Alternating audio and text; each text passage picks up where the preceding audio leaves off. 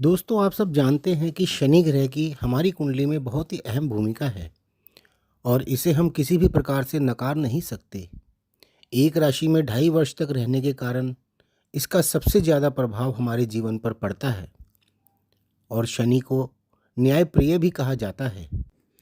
और न्यायप्रिय होने के साथ शनि दंडनायक भी हैं, यानी हमारे कर्मों का हिसाब शनि एक न्यायाधीश की तरह करते हैं और अपनी दशा अंतरदशा ढैया या साढ़े साती में गलत कार्य करने वाले को इसका दंड भी देते हैं और अच्छे कर्म करने वाले को उसका अच्छा फल भी प्रदान करते हैं।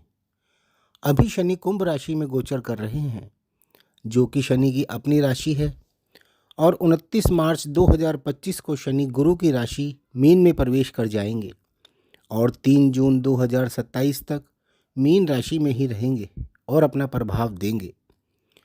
सिंह लगन वाले जातकों की कुंडली में शनि अष्टम भाव में मीन राशि में प्रवेश करेंगे और शनि आपकी कुंडली के छठे व सातवें भाव के स्वामी हैं। छठा भाव आपकी जॉब, कोर्ट केसेस, बीमारी, लोन्स यानी कर्जे, आपके शत्रु, कोई कंपटीशन आदि का है। और छठे भाव का स्वामी जब 8वें भाव में होता है तब हर्ष नामक विपरीत राजयोग बनता है, जिसके बहुत ही अच्छे फल मिलते हैं। शनि के इस गोचर के उपरांत सिंह लगन के जो जातक अपनी नौकरी लगने का इंतज़ार कर रहे हैं, उनका इंतज़ार खत्म होगा और उनकी बहुत ही अच्छी जॉब लगेगी। कोर्ट केसों का निपटारा हो जाएगा।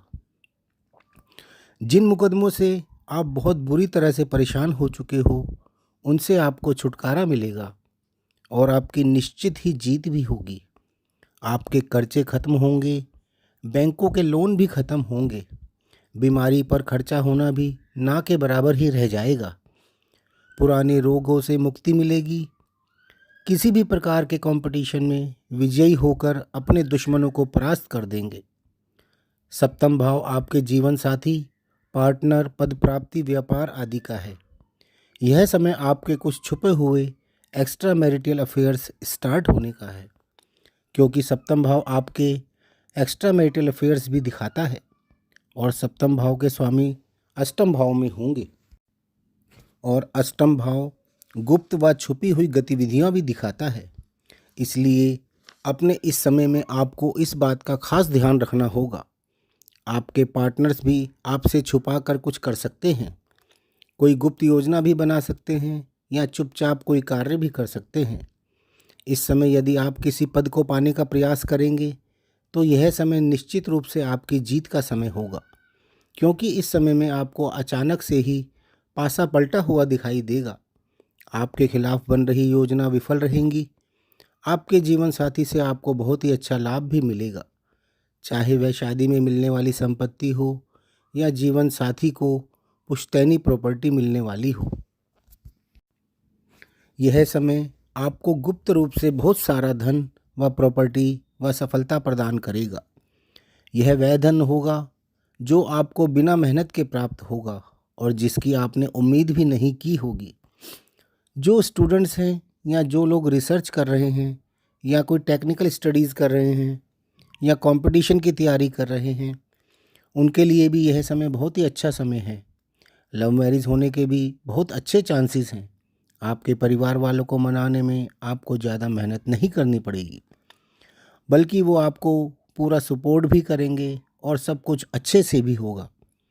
इसके अतिरिक्त विपरीत राजयोग में बैठे शनि की तीसरी दृष्टि दशम भाव यानी कर्म भाव पर होगी, जो कि सरकार व सरकारी कार्यों का भाव है। आपका सम्मान, आपकी मान प्रतिष्ठा का भाव है और शनि स्वयं राजनीति के कारक भी हैं। यह समय राजनीति से जुड़े लोगों के लिए बहुत ही विशेष है। इस समय में आप अपनी जीत का परचम लहराएंगे, किसी बड़े पद को प्राप्त करेंगे। अभी तक जो आपने मेहनत की है, परेशानियां उठाई हैं, ये उसका फल मिलने का समय है। आपका नाम रोशन होने का समय है। लोग आपको आपके नाम से पहचानेंगे। आपका समाज में नाम व सम्मान भी होगा। जो लोग आपसे दूर चले गए थे वो सब आपके पास वापस लौट कर आएंगे। शनि आपके अष्टम भाव में 30 वर्ष के बाद गोचर कर रहे हैं। यहाँ रहकर शनि आपकी बहुत ही गुप्त रूप से मदद करेंगे। आप सोच भी नहीं पाएंगे कि आपकी मदद कौन कर रहा है और कैसे कर रहा है। बस आपको सफलता ही नज़र आएगी।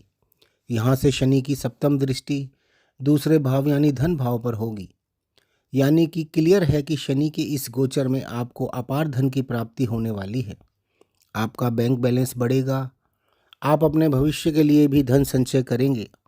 आपकी फैमिली में किसी नए मेंबर की एंट्री भी हो सकती है। परिवार में किसी की शादी या संतान का आगमन भी हो सकता है। आप यदि किसी बैंक से रिलेटेड कोई जॉब या प्रमोशन के लिए ट्राई कर रहे हैं तो ये समय आपके लिए बहुत ही उत्तम समय है।